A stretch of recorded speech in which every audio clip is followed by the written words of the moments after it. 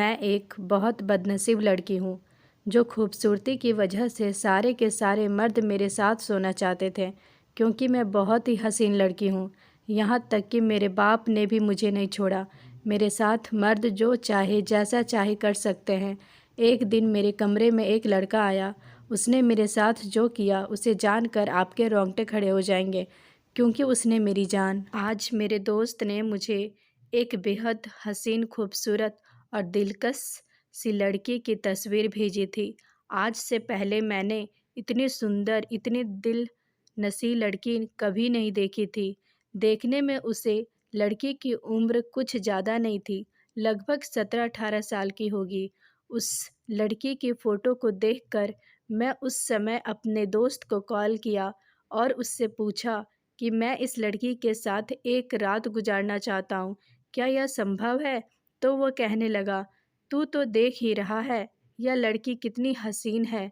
यह एक रात के कम से कम 15,000 लेगी, इससे कम में तो वह मरने से रही। मैंने कहा, इतनी खूबसूरत लड़की पर 15,000 तो छोड़ो, मैं 50,000 भी देने को तैयार हूँ, बस तू मेरी सेटिंग करा दे। मेरा दोस्त कहने लगा कि ठीक है भाई, तू बस तैयार हो जा, मैं कुछ देर में सब कुछ सेट करके तुझे बताता हूँ। अपने दोस्त को फ़ोन रखने के बाद मैं तैयार हो गया। मैं इस लड़की से किसी भी तरह मिलना चाहता था, इसके बारे में बहुत कुछ जानना चाहता था। अब मैं अपने दोस्त के कॉल का इंतज़ार कर रहा था। मैं पीछे से एक रिपोर्टर हूँ और नई नई खबर ढूंढ कर निकालना मेरा काम है। मैं इस लड़की से मिलकर यह जानना चाहता था कि आखिर यह लड़की इस धंधे में कैसे आई, वह भी इतनी कम उम्र में। मेरा दोस्त अक्सर मुझे ऐसी लड़कियों की तस्वीर देता था जो सड़क किनारे खड़े होकर इस तरीके का काम किया करती थी।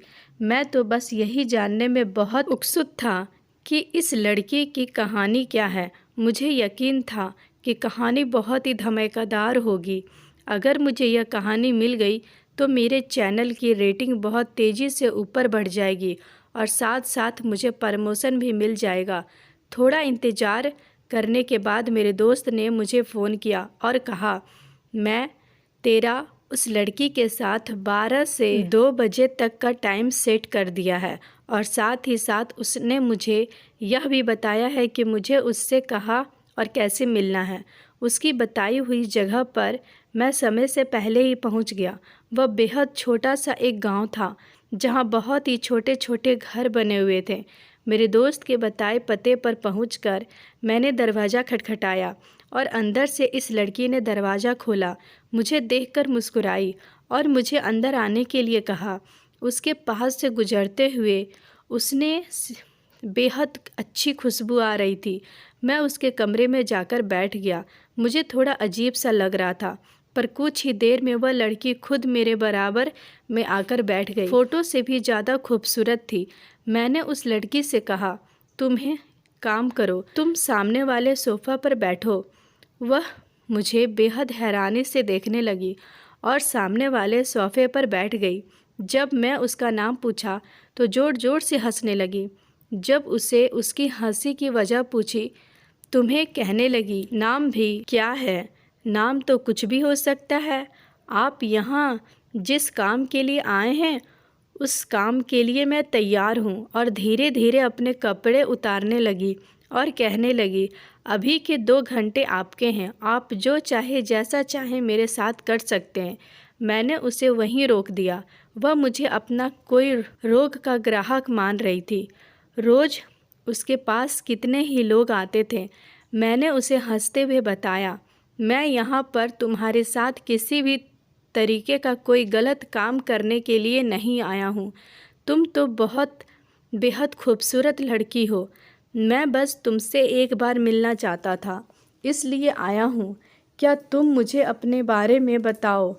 मैंने जानबूझकर रिपोर्टर वाली बात उससे छुपा ली थी ताकि वह बिना डरे और बहुत ही आराम से मुझको बात कर पाए।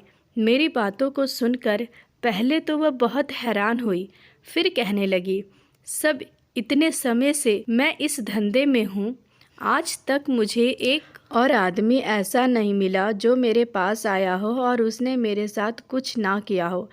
जो मुझे सिर्फ बात करने आया हो। रही बात इसकी, आप मेरे बारे में जानना चाहते हैं कि मैं आपको अपने बारे में क्या बताऊं। इतना समय हो चुका है इस धंधे में कि मुझे कुछ याद ही नहीं है कि मैं कौन हूँ, कहाँ से आई हूँ। उसकी आंखों में बोलते हुए आंसू घर आए थे और उसके शब्दों में बहुत दर्द था। धीरे धीरे उसने मुझे अपने बारे में बताना शुरू किया, जिसे सुनकर आप अपने आप को रोने से रोक नहीं पाएंगे। वह कहने लगी, मेरा नाम सुनैना है। मेरी माँ मुझे बहुत प्यार करती थी, लेकिन शायद मेरा इस दुनिया में पैदा होना ही मेरा बदनसीब था। मेरे पापा तो मुझे और मेरी माँ को समाज के भरोसे छोड़कर चले गए। मैं उसे समय सिर्फ 3 साल की थी जब मेरे पापा को एक बेटे की चाहत थी। जब मैं हुई उसके बाद से मेरी माँ दोबारा कभी भी प्रेग्नेंट नहीं हो पाई। ना जाने उन्हें क्या परेशानी हो गई थी। एक बेटे के इंतज़ार में मेरे पापा ने मेरी माँ के साथ 5-6 साल गुजारे थे, लेकिन जब उनको यकीन हो गया कि मेरी माँ दूसरी औलाद नहीं जन्म दे सकती, तो वह अलग हो गए। मुझे क्या पता था कि यह तो मेरे बदनसीब किस और सिर्फ शुरुआत है। मेरे पापा हर रोज़ मुझे इतना मारते थे, पीट पीट कर मुझे बेहोश तक कर देते थे और मेरे साथ ही साथ मेरी माँ पर भी बहुत जुल्म करते थे। कभी कभी तो ऐसा तक होता था कि 2 वक्त की रोटी के लिए भी मेरी माँ को मेरे पापा के आगे हाथ जोड़ने पड़ते थे। कई बार ऐसा होता था कि मेरी माँ मेरे पापा से इतना परेशान हो जाती थी कि वह मुझे भला बुरा कहने लगती थी, क्योंकि उन्हें कहीं ना कहीं यह लगता था कि मेरी वजह से ही सब हो रहा है। मेरे पापा ने मुझे कभी भी मेरे नाम से नहीं बुलाया था। वह मुझे हमेशा बोझ कहते थे। मेरी माँ मुझे अक्सर कहती थी कि अगर तेरी जगह मैंने किसी बेटे को जन्म दिया होता तो आज मेरी यह हालत नहीं होती। और उसके बाद थोड़े समय में ही मुझे अपने गले से लगाकर बहुत ज़्यादा रोने लगती थी। मैं अपनी माँ की स्थिति समझ सकती थी। मैं जानती हूँ वह मुझसे बहुत प्यार करती थी, लेकिन मेरे पापा की वजह से मजबूर भी थी। एक दिन ऐसा भी आया जब मेरे पापा हम दोनों को छोड़कर हमेशा के लिए चले गए।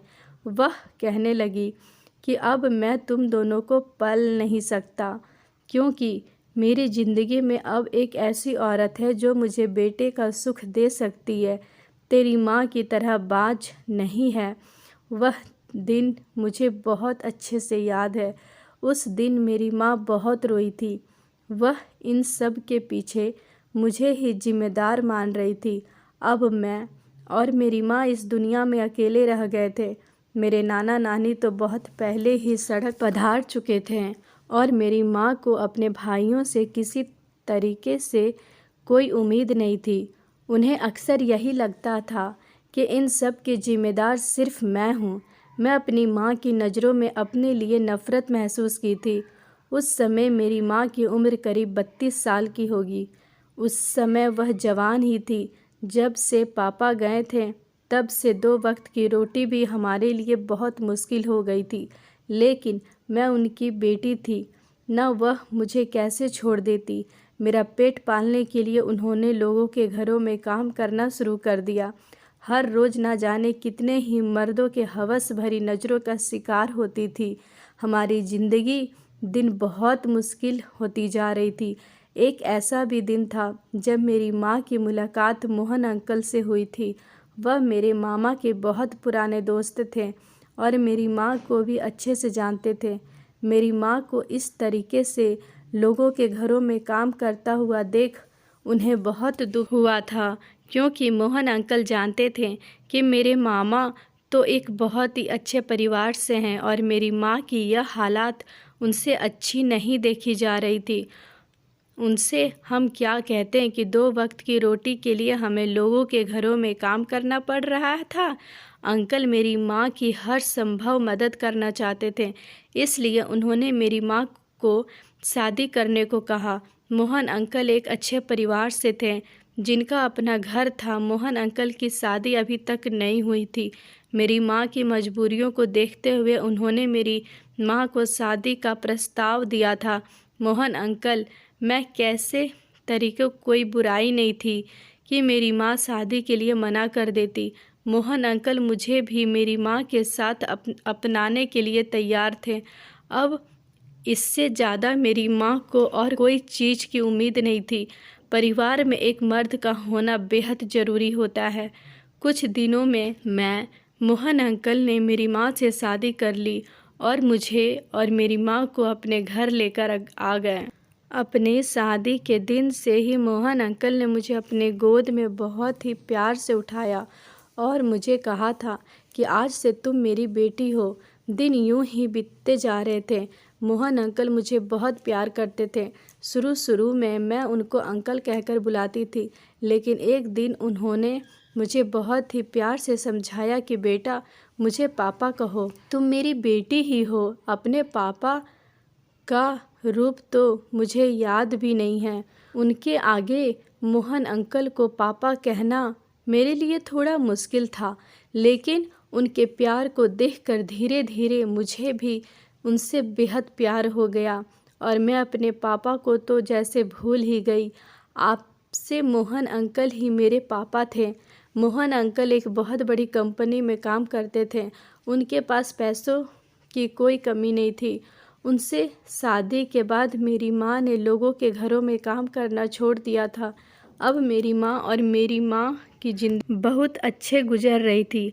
किसी तरीक़े का कोई कमी नहीं थी हमारी ज़िंदगी में। सब अच्छा, खाना पीना, रहना सहना सब था।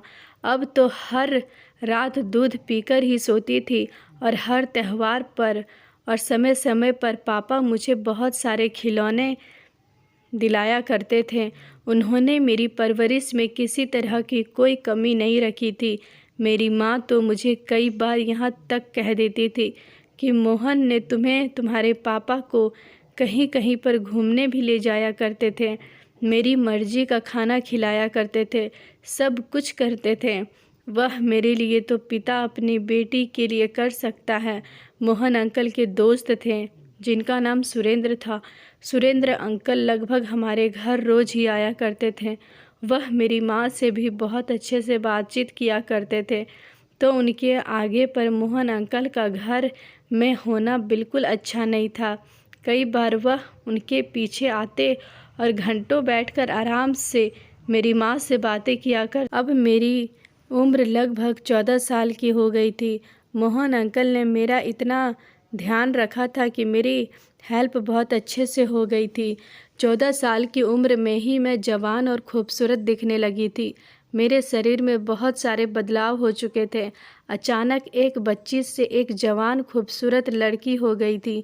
मेरा कद भी अच्छा खासा ऊंचा था। माँ मुझे अक्सर कहा करती थी कि मोहन अंकल के सामने या सुरेंद्र अंकल के सामने चुन्नी ओढ़ कर जाया करो। धीरे धीरे मुझे यह एहसास होने लगा कि मेरी माँ को मेरी सुरक्षा का एहसास बहुत परेशान करती है। उन्होंने मुझे मोहन अंकल और सुरेंद्र अंकल के दोनों के पास जाने से मना कर दिया था और वह मुझे बिल्कुल भी उनके सामने नहीं जाने दिया करती थी। अक्सर मुझे बहाने से मेरे कमरे में ही भेज दिया करती थी। बाहर दोस्त बनाने की इजाज़त तो मुझे कभी भी नहीं थी। माँ के ऐसे व्यवहार से मुझे अकेलापन महसूस होने लगा था। मुझे अपनी माँ पर बहुत गुस्सा आता था। हमें मोहन अंकल के साथ रहते हुए लगभग 10-12 साल हो चुके थे। इतने सालों में मोहन अंकल ने या सुरेंद्र अंकल ने मेरे साथ कभी किसी तरह का कोई अजीब हरकत नहीं की थी। मैं तो कहूँगी कि मुझे सगे बाप से भी ज़्यादा प्यार किया करते थे। उन्होंने फिर मन को यह डर न जाने कैसे महसूस हो रहा था। एक दिन मुझे मेरी माँ ने कहा, बेटा तुम जाओ, जाकर अच्छे से तैयार हो जाओ। मैंने उनसे पूछा, क्यों माँ, हम कहाँ जा रहे हैं घूमने के लिए? उन्होंने कहा कि हम कहीं नहीं जा रहे हैं, तुम बस बहुत अच्छे से तैयार हो जाओ। और यह कहकर दूध दिया और कहा, इसको पूरा ख़त्म कर देना। जब तक मैं और मोहन बाज़ार से आते हैं अच्छे से तैयार हो जाना। मैंने वह दूध ख़त्म किया और दूध ख़त्म होते ही ना जाने मुझे क्यों बेहोशी का एहसास होने लगा था। और कुछ ही समय बाद मुझे क्या हुआ, मेरे साथ क्या हुआ, मुझे कुछ पता नहीं। जब होश आया था, मैं अस्पताल में बिस्तर पर पड़ी थी। जो मेरी आँख खुली तो मन मेरे बिस्तर के पास खड़ी थी। मैंने माँ से पूछा, माँ मैं यहाँ क्या कर रही हूँ, क्या हुआ है मुझे? माँ ने बताया, बेटा तुम सीढ़ियों से गिर गई हो और तुम्हें बहुत चोट आई थी। उस दिन जब हम बाजार से आए थे तो हमें खून में लथपथ नीचे मिली। और वह यह बोलते हुए बहुत ज़ोर ज़ोर से रोने लगी। मेरी माँ से कहीं ज़्यादा घबराई हुई और परेशान थी। मुझे मोहन अंकल दिखाई दे रहे थे। वह मेरे पास आए और बड़े ही प्यार से मेरे माथे को चूमा और मुझे कहने लगे, मेरी गुड़िया तुम बिल्कुल भी परेशान मत हो, कुछ दिनों में तुम्हें अस्पताल से छुट्टी मिल जाएगी और हम सब घर चले जाएंगे। अभी तुम बिल्कुल ठीक हो। और मुझसे पूछने लगे, क्या तुम्हें कुछ याद है, तुम्हारे साथ क्या हुआ है, तुम कैसे गिर गई? मैं अपने दिमाग पर थोड़ा जोर डाला कि मुझे कुछ याद आ जाए, पर मुझे कुछ याद नहीं था।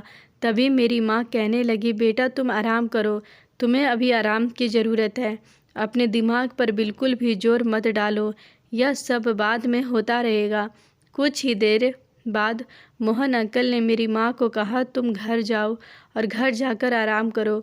वह बहुत थकी हुई थी। काफ़ी समय से उन्होंने बिल्कुल भी आराम नहीं किया था। माँ घर चली गई। मैं लगभग 10 दिन अस्पताल में रही। उन दिनों में मोहन अंकल ने मेरी बहुत देखभाल की। अपने ऑफिस से भी छुट्टी ले ली थी। कुछ दिन बाद मुझे अस्पताल से छुट्टी मिली और मैं घर आ गई। चोट लगने से मेरा बहुत खून बह रहा था, जिसकी वजह से मुझे बहुत परेशानी महसूस हो रही थी। हमेशा एक बेचैनी सी रहती थी। पर मैंने यह बात अपनी माँ को नहीं बताई थी, क्योंकि वह पहले ही बहुत परेशान थी। मुझे लेकर घर पर आने के बाद माँ और मोहन अंकल दोनों ने ही मेरा बहुत ख्याल रखा था। आज मेरी माँ ने मुझे दूध दिया और दूध का गिलास देते हुए कहा था कि बेटा कल से स्कूल जाना है, बहुत दिनों की छुट्टी हो गई है, तुम्हारी पढ़ाई भी कितनी पीछे हो गई है। जब तुम स्कूल जाओगी तो हम तुम्हारा जन्मदिन मनाएंगे। तुम्हें याद है उस दिन मैं तुमने क्या कहा था, तुम तैयार रहना। इसलिए कहा था क्योंकि मैं और मोहन तुम्हारे लिए एक अच्छा सा गिफ्ट लेने गए थे। मैं उसे अपना जन्मदिन याद ही नहीं था। वह गिफ्ट अभी तक वैसा का वैसा ही रखा हुआ है। जब तुम स्कूल से आओगी हम तुम्हारा जन्मदिन बहुत अच्छे से मनाएंगे। और जब तुम गिफ्ट खोल कर देखना। माँ का दिया हुआ दूध पीने के बाद मैं अपने कमरे में चली गई और लाइट बंद करके लेट गई। पता नहीं लेटते ही मुझे क्या हुआ, मुझे ऐसा महसूस हो रहा था मेरी आंखों के सामने सब कुछ बहुत तेज़ी से घूम रहा है। कुछ अजीब सी बेहोशी लग रही थी। हाथ पैर उठ नहीं रहे थे। ज़्यादा समय नहीं हुआ था कि मुझे अपने कमरे में किसी के आने का एहसास हुआ। जब देखा तो यह मोहन अंकल थे, यानी कि मेरे पापा। मैं चुपचाप आंखें बंद करके लेटी रही। मेरे दिमाग में तो यह चल रहा था कि मैं उन्हें अचानक से ज़ोर से चिल्लाकर चुका दूंगी, लेकिन इससे पहले मैं कुछ करती, मेरे साथ कुछ ऐसा हुआ जिसकी मैंने कभी उम्मीद भी नहीं की थी। उन्होंने सबसे पहले मेरा माथा चूमा और मुझसे बातें करनी शुरू कर दी थी। उन्होंने उसके बाद ऐसी बातें बोली कि मैं जानबूझकर अपनी आंखें खोली ही नहीं। मैं जानना चाहती थी कि आखिर यह पूरी बात क्या है। मैं चुपचाप आंखें बंद करके यह सब सुन रही थी। उसके बाद उन्होंने धीरे धीरे हाथ और पैर बांध दिए। इससे पहले मैं अपने आप को छुड़ाने की कोशिश करती, वह यह सब कर चुके थे। अब उन्होंने मेरे साथ वह सब कुछ किया जो उनको मेरे साथ नहीं करना चाहिए था। उन्होंने मेरी इज्जत के साथ खेला था। मुझे धमकाया था कि मैं किसी को कुछ न बताऊं, नहीं तो मेरे लिए अच्छा नहीं होगा। फिर उनकी बातों को सुनकर बहुत डर गई थी। अगले सुबह जब मैं उठी तो मेरी तबीयत बहुत ज़्यादा ख़राब लग रही थी। मैंने कहा, तुम आज स्कूल मत जाओ, आराम करो, तुम्हारी तबीयत ठीक नहीं लग रही है। वह मुझे डॉक्टर के पास भी लेकर गई। मैं इतनी ज़्यादा डरी हुई थी कि मैं अपनी माँ को भी कुछ नहीं बताई। कुछ देर बाद डॉक्टर आए और उन्होंने मेरा चेकअप किया। इसके बाद उन्होंने मेरी माँ को कुछ बताया। माँ के पैरों तले ज़मीन ही खिसक गई। डॉक्टर ने माँ को कहा कि आपकी बेटी प्रेग्नेंट है। मुझे तो यकीन ही नहीं हो रहा था कि वह क्या बोल रहे हैं, और ना ही मेरी माँ को। उन्होंने डॉक्टर से कहा कि यह कैसे हो सकता है, यह तो बहुत छोटी है। पर डॉक्टर ने कहा यही सच है। आज मुझे यह बात सुनकर बखूबी समझ आ गया था कि बच्चा किसका होगा। अगर माँ ने मुझे पहले कभी कुछ पूछा होता, मैं उन्हें नहीं बता पाती कि यह सब क्या हुआ है मेरे साथ। लेकिन कल रात की बात के बाद मैं जानती हूँ कि यह बच्चा किसका है और यह सब किसने किया है। कल रात को जब मोहन अंकल मेरे पास आए थे तो उन्होंने मुझे सब कुछ बताया कि वह मेरे साथ कब से करते आ रहे हैं। उस दिन जब मेरा जन्मदिन था, उस दिन उन्होंने मेरे साथ ऐसा किया था। मैंने अपनी माँ को बिना डरे सब कुछ बता दिया, पर जैसा कि मुझे उम्मीद थी, उनको मेरी बात पर भरोसा नहीं था। मेरी बात को सुनते ही मेरी माँ ने एक जोरदार थप्पड़ मेरे मुंह पर लगा दिया। वह कहने लगी, तुम्हारे पापा ने तो मुझे बहुत पहले ही यह बात बता दी थी कि तुम्हारी हरकतें कुछ ठीक नहीं लग रही है। इसी वजह से मैं तुम्हें पापा और सुरेंद्र अंकल के आसपास रहने से मना किया था। मैं तो यह चाहती थी कि वह लोग तुम्हारे बारे में कुछ गलत राय ना बनाए। लेकिन मोहन बिल्कुल ठीक थे। तुम ऐसी ही हो, कब से इस गलत रास्ते पर चल रही हो। मेरी माँ ने तो मुझ पर इल्ज़ाम लगाने लगी थी। उन्होंने गुस्से में मुझे मेरे कमरे में बंद कर दिया और जब शाम को मोहन अंकल आए तो उन्हें मेरी प्रेग्नेंट होने की बात बताई और साथ ही साथ यह भी बताया कि मैं उनका नाम लिया है। वह गुस्से में मेरे कमरे में आए और मुझे पीटने लगे। कहने लगे कि तुम्हें अपनी बेटी की तरह प्यार किया और तुम यह सब कर रही हो मेरे बारे में। पर आज मैं कहाँ चुप रहने वाली थी और मुझे पीटते जा रहे थे। मैंने उन्हें कहा कि कल रात को जब आप अपनी हवस मिटाने के लिए मेरे कमरे में आए थे और आपने मुझे जो भी बातें की थी वह सब मैंने सुनी थी। आप यही कह रहे थे ना कि उस दिन जब आप मेरे लिए गिफ्ट लेने गए थे, आप माँ से ऑफिस का बहाना बनाकर घर वापस आ गए थे और जो दूध माँ ने मुझे दिया था उसमें अपने बेहोशी की दवा मिला दी थी और मेरे बेहोश होने पर आपने मेरा फ़ायदा उठाया और आपका झूठ ना पता चले इसलिए आपने मुझे सीढ़ियों से नीचे गिरा दिया था। यही कहा था ना आपने। मेरी बात सुनकर मैं ऐसे कह रहे थे जैसे सब कुछ झूठ है। वह मुझे और ज़्यादा पीट रहे थे। मेरी माँ को खाने वालों की कैसी बेटी पैदा की है, इसको अपनी बेटी जैसा प्यार दिया और यह आज मेरे ऊपर ही इल्ज़ाम लगा रही है। मेरी माँ अभी तक इस स्थिति में नहीं थी कि वह सच और झूठ में फ़र्क कर पाती। उन्हें कुछ समझ नहीं आ रहा था कि कौन सच बोल रहा है और कौन झूठ। मैं समझती हूँ कि वह गलत भी नहीं थी, क्योंकि इतने सालों में मोहन अंकल ने कभी ऐसी कोई हरकत नहीं की थी कि मेरी माँ को उनके ऊपर जरा भी शक होता। मोहन अंकल ने मेरी माँ को कह दिया था कि अब मैं इस लड़की को अपने घर पर नहीं रखूँगा। मेरी माँ ने उनके आगे बहुत हाथ पैर जोड़े थे।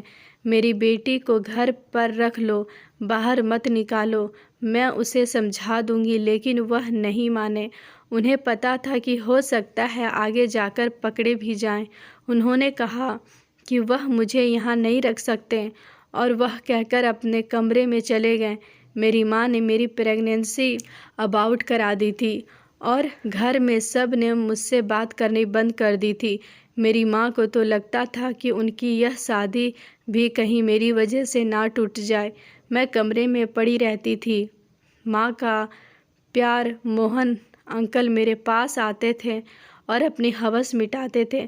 मैं चुपचाप लाश की तरह लेटी रहती थी। क्या बोलती थी? मैं कौन हूँ? मेरी बात को सुनने वाला कोई नहीं है और उस पर यकीन करने वाला कोई नहीं है। धीरे धीरे सुरेंद्र अंकल का भी हमारे घर में आना जाना बहुत ज़्यादा बढ़ गया था। उनकी नज़रों में भी मेरे लिए गंदगी दिखाई देने लगी थी। मेरी माँ को तो कुछ मुझ पर भरोसा ही नहीं था। इन सब बातों ने मुझे बहुत तकलीफ़ पहुंचती थी। एक दिन मैंने अपनी माँ का घर छोड़ दिया और हॉस्टल में चली गई। वहाँ जाकर मैंने नौकरी ढूंढ ली और नौकरी करना शुरू कर दिया, लेकिन मेरी जवानी मेरी दुश्मन बन चुकी थी।